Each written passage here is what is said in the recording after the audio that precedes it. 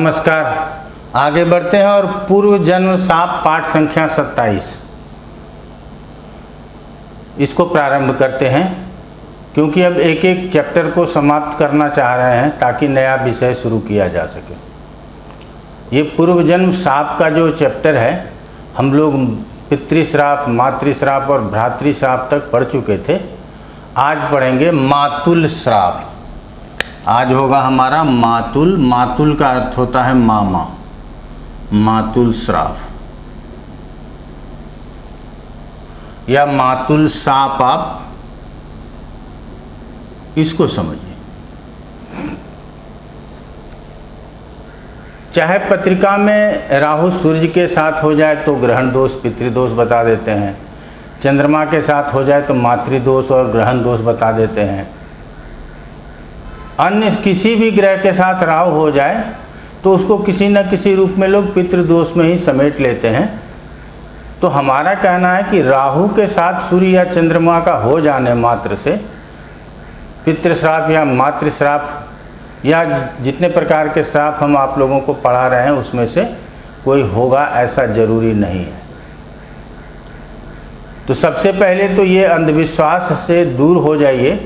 और हम कहते हैं ना कि सभी लोग, अभी हम यही देखते हैं कि चाहे वो YouTube हो या टीवी पर हो, सभी लोग सूर्य के साथ राहु को देखते ही ये पितृश्राप हो गया ऐसा वर्णन करने लगते हैं।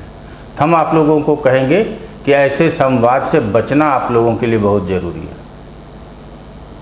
दूसरी बात कि उसके लिए जो उपाय बताए जाते हैं वो भी भिन्न भिन्न प्रकार के उपाय बताए जाते हैं। वैसे उपायों से भी बचना जरूरी है। तो हम हमेशा इसलिए कहते हैं ज्ञान हो तो कल्याण हो। थोड़ा बहुत विषय की जानकारी हो जाएगी तो आप उससे बच पाएंगे। आइए श्लोक पढ़ते हैं, देखते हैं क्या कहता है। कहते हैं पुत्र स्थाने बुधे जीवे कुज राहु समन्विते। तो सबसे पहले तो एक ये 12 खाना वाला चित्र समझ लीजिए, उसके बाद फिर जो है सो हम लोग इसको समझते हैं।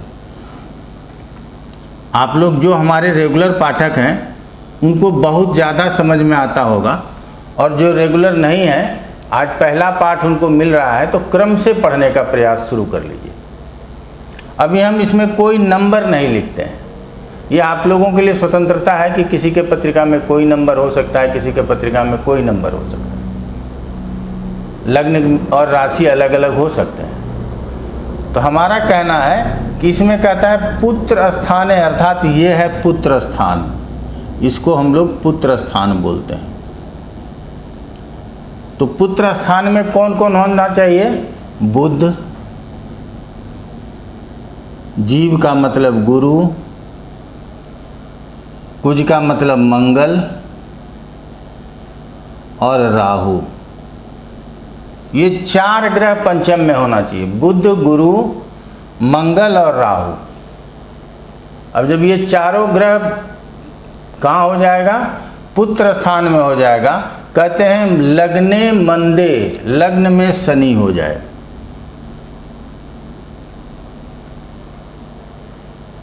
लग्ने मंदे सुता भावो ज्ञेयो मातुल सापतः। तो ऐसे योग को हम लोग मातुल साप के अंतर्गत मानते हैं। अब ये जरूर है कि यहाँ गुरु के साथ राहु है तो एक क्या लोग बोलेंगे जानते हैं कि गुरु चांडाल भी बन गया है और अंगारक भी बन गया है। बुद्ध के साथ उनको समझ में नहीं आना कि बुद्ध मातुल साप के लिए लिया गया है यहाँ पे। तो यहाँ पे हम अगर गलती से बुद्ध के साथ सूर्य भी यहाँ आ गया तो क्या हो जाएगा कि ग्रहण दोष भी साथी बना देंगे। तो हमारा कहना है कि विषय को समझना है। फिर से समझिएगा, पुत्र स्थाने बुधे जीवे, कि पुत्र स्थान में गुरु बुध हो, कुज राहु समन्विते, मंगल और राहु के साथ हो, लग्ने मंदे सुता भावो ज्ञेयो मातुल सापतः।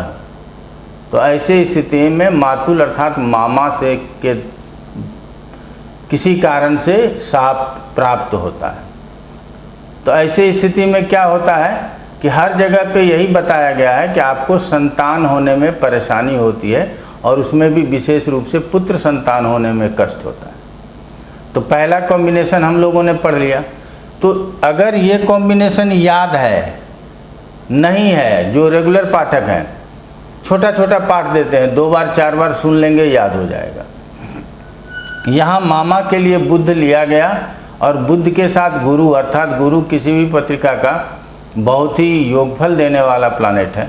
और मंगल और राहु जैसे 2 अशुभ ग्रह यहाँ आ गए, तो बुध गुरु जो यहाँ स्थित था उसकी स्थिति को इन दोनों ने ठीक नहीं किया, और इससे त्रिकोण में ही शनि आकर के लग्न में बैठ गया, इसलिए मातुल साप का निर्माण हो गया।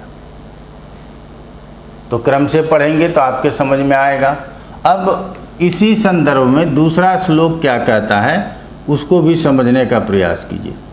दूसरा श्लोक कहता है, लग्ने पुत्रे स्वरो पुत्रे।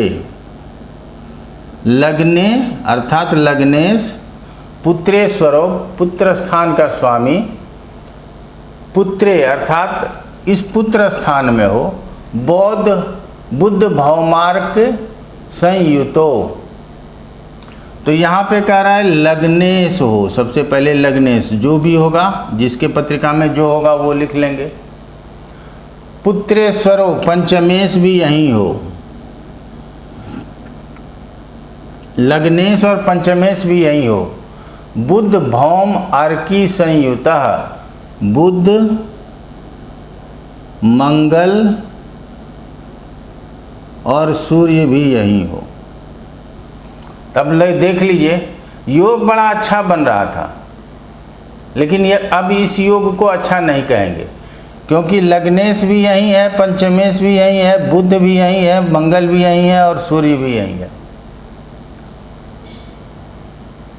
तो ऐसे स्थिति में कहता है गेयम मातुल त्वाजनस्य संतति क्षयः।